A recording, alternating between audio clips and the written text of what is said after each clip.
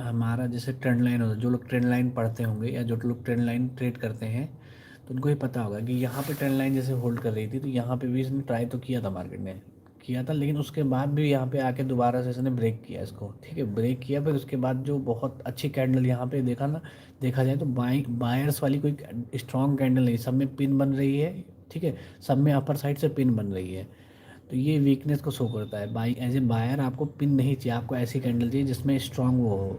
ठीक है, बॉडी बड़ी हो, और हमें पिन नहीं चाहिए थी, तो यहाँ पे पिन बन रही है। जैसे यहाँ पे देखो रिजेक्शन आ रहा है, बार बार रिजेक्शन आ रहा है, लेकिन यहाँ पे इसने थोड़ा सा होल्ड किया।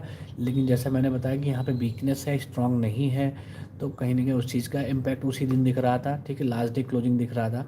और आज क्या हुआ कि उसने दोबारा से देखो नीचे ही एकदम गैप डाउन खुल गई, गैप डाउन के बाद मार्केट बराबर से गिर ही रही है तब से।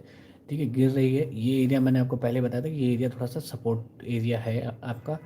तो यहाँ पे आके मार्केट थोड़ा सा होल्ड कर रही है। ये लो लगाया, इसके बाद नया लो इसने नहीं दिया है अभी तक।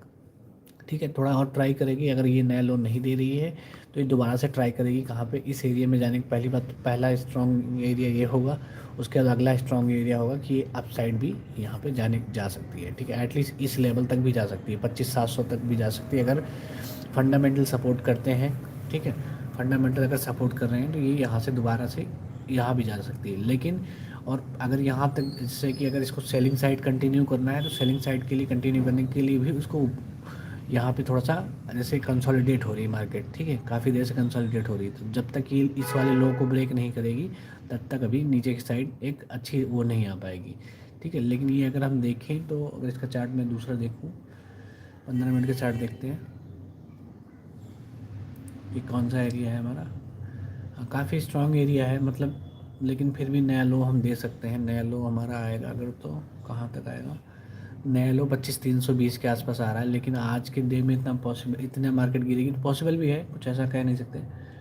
लेकिन अगर नया लो आया भी तो 25,300 320 के आसपास दिख रहा है। अगर वहाँ तक भी मार्केट अगर ज़्यादा मतलब गिरती है तो 300 के आसपास भी जा सकती है। लेकिन इतना इतना निफ्टी है तो निफ्टी इतना नहीं गिरती है, फिर भी कि नया जो अच्छा अगला सपोर्ट दिख रहा है। लेकिन ये भी काफ़ी एरिया सपोर्ट एरिया है, तो हो सकता है बिल्कुल इस एरिया के आस 450 के आसपास आगे मार्केट वहाँ से होल्ड कर जाए। दोबारा से आपको 1 बजे के बाद मतलब यह चीज़ आपको देखने को मिल सकती है 1 बजे के आसपास।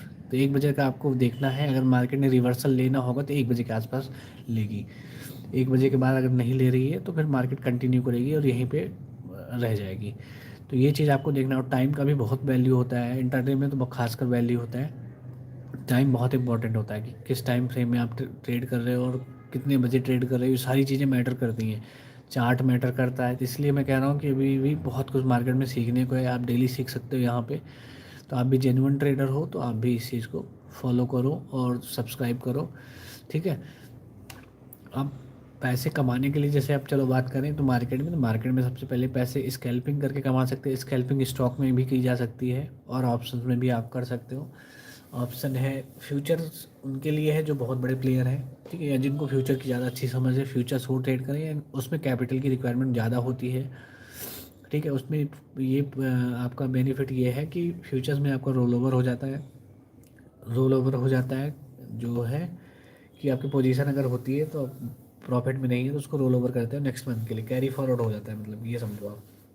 ठीक है, लेकिन उसमें कैपिटल ज़्यादा लगती है, लेकिन रिस्की भी होती है वो। ठीक है, वो रिस्की भी है।